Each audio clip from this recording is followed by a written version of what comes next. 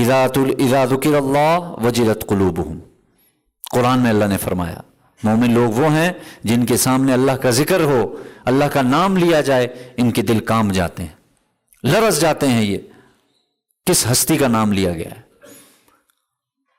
اللہ معاف فرمائے، ہم تو بہت فتنوں کے دور میں ہیں۔ کچھ عرصہ پہلے تک جو بزرگ بیٹھے ہیں وہ جانتے ہیں، جس مجلس میں جہاں پہ ہی اللہ کا نام ایسے ہو جاتا تھا وہ خوف کھا جاتے تھے لوگ، نہیں بھائی اللہ کا نام لے لیا، یہاں پر اس نے اللہ کا نام ذکر کر لیا، قسم میں اللہ کا۔ اب تو جگہ جگہ قسمیں کھا رہے ہیں نا ہم لوگ، تو اس وقت میں یہ نہیں تھا کہ قسم ہر جگہ، جہاں کھا لی اللہ کی قسم وہاں ہر شخص چپ ہو جاتا تھا، نہیں بھائی اب اس نے اللہ کی قسم کھا لی ہے، اب اس سے آگے کچھ بھی نہیں، جھوٹی ہے سچی ہم نہیں جانتے، اس نے اللہ کا نام لے لیا۔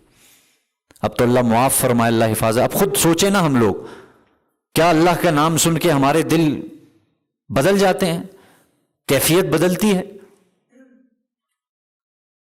اور پھر اگلی چیز اللہ نے اگلی صفت بتائی، وَإِذَا تُلِيَتْ عَلَيْهِمْ آيَاتُهُ زَادَتْهُمْ ایمانا،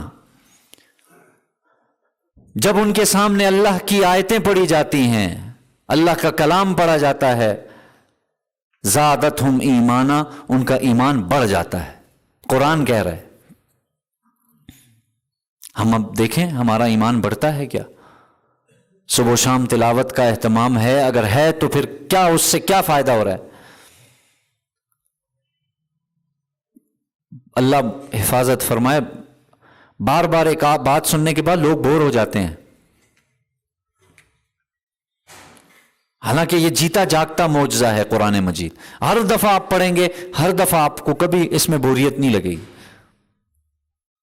لیکن ہاں اس وقت ہے جب آپ کے کانوں میں ڈانٹ پڑ جائیں، جب آپ آنکھوں کے باوجود اندھے ہو جائیں، جب دلوں پر پردے پڑ جائیں، تو پھر نہ اچھی بات نکلتی ہے نہ اچھی بات دل میں آتی ہے۔